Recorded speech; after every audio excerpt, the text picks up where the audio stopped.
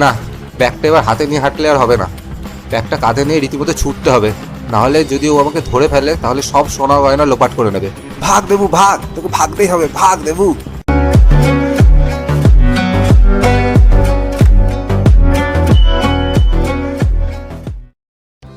দেবু ঘোষের বাড়ি কলকাতায়। সে তার বন্ধুর বাড়ি গোবিন্দপুরে বেড়াতে এসেছে। সে ট্রেন থেকে নেমেই যানবাহনের খোঁজ করতে থাকে, কিন্তু সে কোনো যানবাহনই পায় না। এই যা, এখানে তো কোনো যানবাহনই দেখতে পাচ্ছি না। কোথায় এসে পড়লাম? আশেপাশে কোনো গাড়ি ঘোড়াও নেই, সন্ধ্যাও নেমে আসছে। কি করা যায় তাহলে? যাই হাঁটাই দিই তাহলে। হ্যাঁ, শ্যাম বাড়িটাও বানিয়েছে ধ্যার ধারে একটা গোবিন্দপুরে। ওকে বললাম চ কলকাতায় চ, ভালো দেখে একটা ওখানে বাড়ি করে থাকবি। না, ও শুনলো না কথা। সে ধ্যার ধারে গোবিন্দপুরে বাড়িটা বানালো। এই সোনার গয়নাগাটি নিয়ে এখানে আসা যায়? দূর, বিয়েটাও করছে এই গোবিন্দপুরে। ধ্যার, ভাল লাগে না।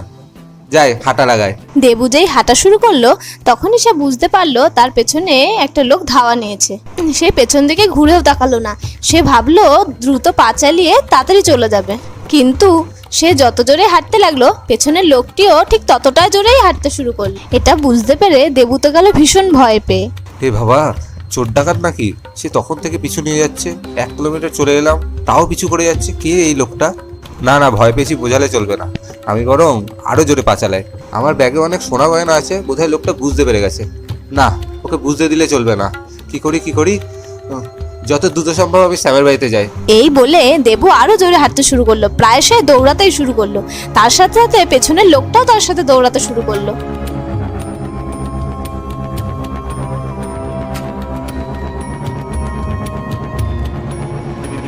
কিছু দূর যাওয়ার পর দেবু বুঝতে পারলো লোকটা তার খুব কাছাকাছি চলে এসেছে। তাই সে খুব ভয় পেয়ে গেল। আর সে মনে মনে ভাবলো, না, ব্যাগটা এবার হাতে নিয়ে হাঁটলে আর হবে না। ব্যাগটা কাঁধে নিয়ে রীতিমতো ছুটতে হবে, নাহলে যদি ও আমাকে ধরে ফেলে তাহলে সব সোনা গয়না লোপাট করে নেবে। ভাগ দেবু ভাগ, তোকে ভাগতেই হবে, ভাগ দেবু। নিজের মনে এই কথা বলতে বলতে সে প্রাণপণে ছুটতে লাগলো। কিন্তু পেছনের লোকটাও তো ছাড়ার পাত্র নয়। তাই সে দেবুকে ছুটতে দেখে সেও ছুটতে শুরু করলো।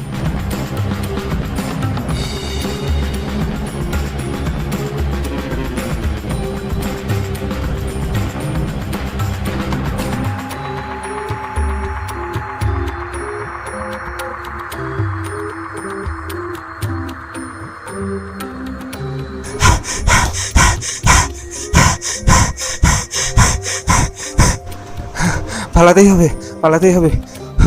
ও ছুটছে, ও ছুটছে।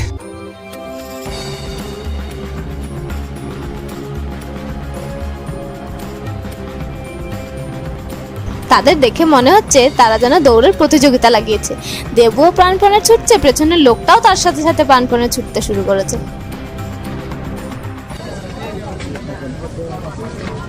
কিছু দূর যাওয়ার পর দেবু সেখানে কিছু বাড়িঘর দেখতে পেল, আর কিছু মানুষজনের আওয়াজও শুনতে পেল। মানুষজনের আওয়াজ শুনে তার মনে যেন কিছুটা বল ফিরে এলো। সে সাহস নিয়ে পেছনে ঘুরে দাঁড়ালো। এই বেটা, কে রে তুই?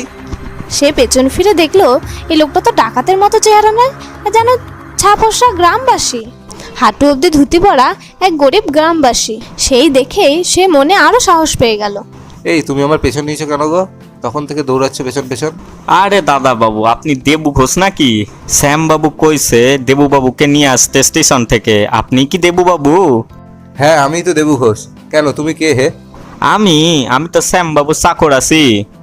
তাহলে আমার পেছন পেছন দৌড়াচ্ছিলে কেন? শ্যাম বাবু কইছিল উনার বন্ধু লাল জামা পরে আসবে। আপনাকে লাল জামা দেখে আমি তো আপনাকে ডাকতে যাচ্ছিলাম, আপনি তো দেখি দৌড়াতে শুরু করলেন। সেই দেখে আমিও তো আপনার লগে লগে ছুটছিলাম। আপনি তো দাঁড়াচ্ছিলেন না, শুধুই তো দৌড়ে যাচ্ছিলেন। আপনাকে সাথে তো কথাই বলতে পারলাম না। ওরে বাপ রে বাপ, কি দৌড় কি দৌড়! আপনি কি প্রতিদিন এইভাবেই দৌড়ান নাকি? এই কথা শুনে দেবু তো পুরো হা হয়ে গেল।